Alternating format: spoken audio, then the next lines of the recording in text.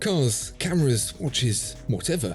I'm pretty certain all of us here have sat down with a fat wallet of imaginary cash and wondered what we'd spend it all on. So why not make it $1 million and see what we can get? Want to save money on your next watch? The Watchfinder price promise means you'll get the best price. Search Watchfinder to discover more. Can you imagine that the first watch in this dream collection might be made by a watchmaker that's only been around as long as the Matrix? Kind of fitting really, because FP Journe is hardly known for being traditional, the legendary grumpus after which the brand is titled, known for approaching watchmaking in a particularly off-kilter fashion. No better is this demonstrated than in the Tourbillon Souverain, which takes one of watchmaking's most traditional complications and flips it on its head, quite literally. If you're not familiar with the tourbillon, the concept is actually surprisingly simple. The regulating organ of a mechanical watch, the balance wheel, is very sensitive to gravity. It spins one way and then the other, and so its position relative to gravity can dramatically change a watch's accuracy. It's why mechanical watches are usually adjusted to the average of 5 positions. This was especially problematic in pocket watches because of the angle the balance wheel is at when they sit in a pocket, and so Clever Clog's Abraham Louis Breguet created a fix, the tourbillon. The tourbillon bundled up the entire escapement into a rotating cage that meant that gravity could be applied evenly all the way around. Think of a hog roast on a spit. Keep it turning and the piggy gets an even blast of heat. Problem is, wristwatches don't sit like pocket watches. If the fire was in front of the piggy's snout, rotating the spit wouldn't stop it getting burnt. So Francois Paul Journe thought, why not move the spit as well? Point the pig upwards like some kind of bacon-based rocket ship. And that's the $250,000 solution in the Tourbillon Souverain's caliber 1519. To flip the tourbillon so its angle of rotation becomes relative to gravity once more, offering an unusual display framed by a mirrored band to be enjoyed from every angle. Every dream collection has to have a Patek Philippe of some sort. It's just the rules. It would be like a car collection without Ferrari or a camera collection without Leica. More obvious than a billboard with the word obvious written on it, for sure, but them's the rules and I don't make them. And if you're going to have a Patek Philippe, you've got to make it one worthy of the name. This is a watchmaker whose titular partners were brought together over an innovation that literally changed watchmaking forever, that every watch continues to wear to this day, the winding and setting crown. Think of this Patek Philippe Grand Complication 5270G like a buffet. There isn't any one standout feature like we had with the FP Journe. You get a flavour of everything in equal measure. Now, I usually avoid any kind of buffet restaurant that claims it can accurately realise cuisine from 7 different continents, like it is actually going to give me the plague, but in the case of the 5270G, you're in safe hands. The caliber CH29535 PSQ serves up a 5-course meal fit to bursting, with each course exquisitely memorable. To start, we have the time, of course, elegantly displayed with large leaf hands and a smaller running seconds.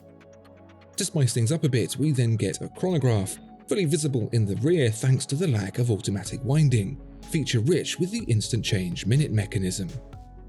As a palette cleanser, we get the date, not as a window but a pointer, very traditional.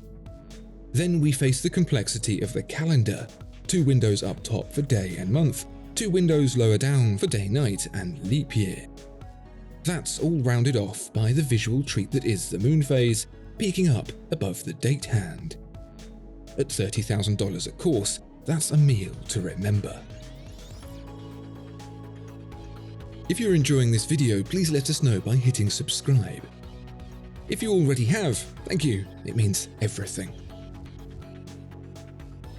So far, we've enjoyed watches that celebrate the budget-free bliss of untethered mechanicals, but for our next entrant, the Lange Söhne 1815 Tourbillon Handwerkskunst, We're going to see what happens when you spend some of that money on massively labor-intensive, painstaking artistry. Maybe you're already familiar with Lange Söhne's 1815 Tourbillon, a $150,000 display of the finest German watchmaking, very much in keeping with fellow countryman AMG's propensity for sticking massive engines in small chassis.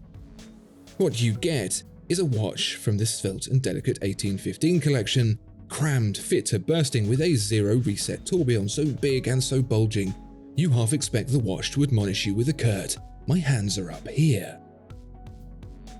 For an extra $30,000, Lange Söhne will take that same 1815 tourbillon to the next level of handcrafted insanity. This is the Handwerkskunst edition, Lange Söhne's most premium collection of finely decorated watches.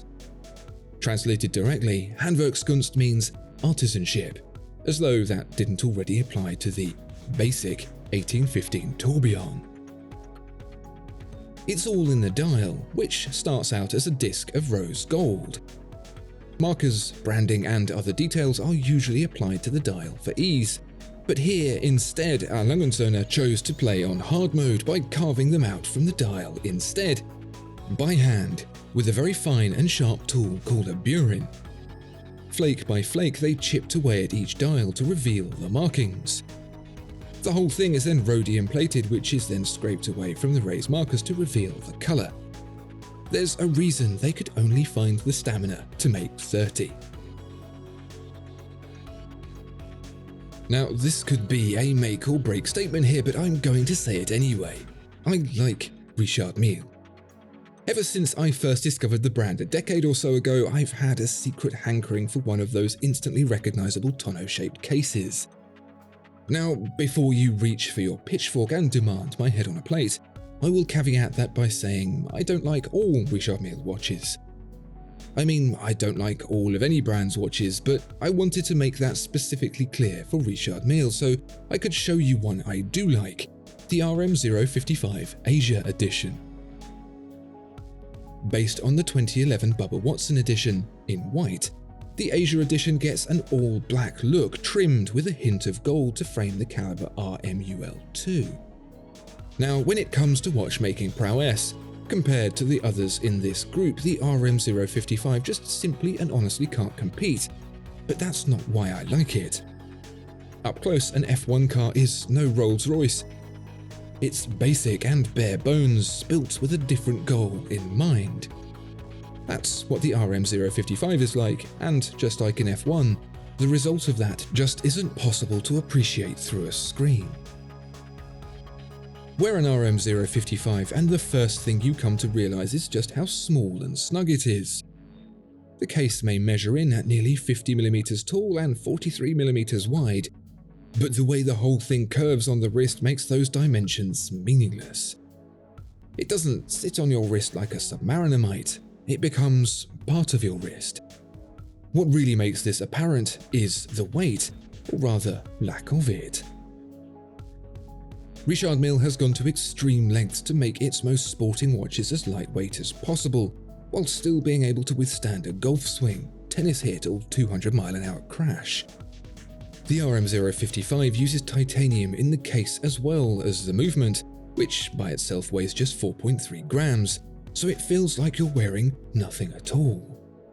The lightest watch ever made by the brand weighs just 19 grams through the use of exotic materials like aluminium, magnesium, and even carbon fiber. The cost of this pursuit of lightness is just as expensive as F1, $350,000. Last, as they say, but not least. Last, but surprisingly cheapest. And by a long way, because the Japanese-made Credor Eichi II is a fraction of the price of the others at just $50,000, and in my opinion, it's worth every single penny. Credor is Seiko's most luxury arm of watchmaking, sitting above even Grand Seiko. Credor has been a domestic brand for a long time, but is unknown elsewhere in the world, and the Eichi II is supposed to be a gentle toe in the water to gauge reaction to such a high price point from a Japanese watchmaker. Back home in Japan, you can get mega minute repeater Credors, but here we're getting something far simpler, or so it seems. That seems like a mammoth task to compete in the West with the likes of Swiss watchmaking greats like Patek Philippe and Philippe Dufour, so how did Credor hope to even begin that mammoth task? By inviting none other than Philippe Dufour himself to help establish the Micro Artist Studio. A team of the finest Japanese craftspeople were assembled, each given a task to accomplish with this watch. Whether it's hand painting the enamel dial with a brush of a single hair, or hand finishing the spring drive caliber 7R14 with a piece of rare wood, Dufour made sure the studio could create watchmaking that rivaled even his. Funny story, actually.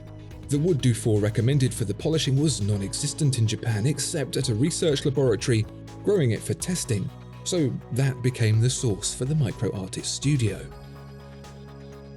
This watch is true no-holds-barred watchmaking at the finest level imaginable, and to be honest, even at $50,000 it is an absolute bargain, and a perfectly fitting piece to end our imaginary spend of $1 million. If you had $1 million to spend, what would you blow it all on? Would you have one insane watch, 5 like I've picked here, or would you build a collection of hundreds, even thousands? Let us know what you thought of our choices and what you'd pick yourself down in the comments below. Discover more exceptional watches at Watchfinder. Thank you so much for watching this video. If you enjoyed it, please do consider giving it a like and subscribing to the channel. If there are any watches you'd like to see featured, please let us know in the comments below.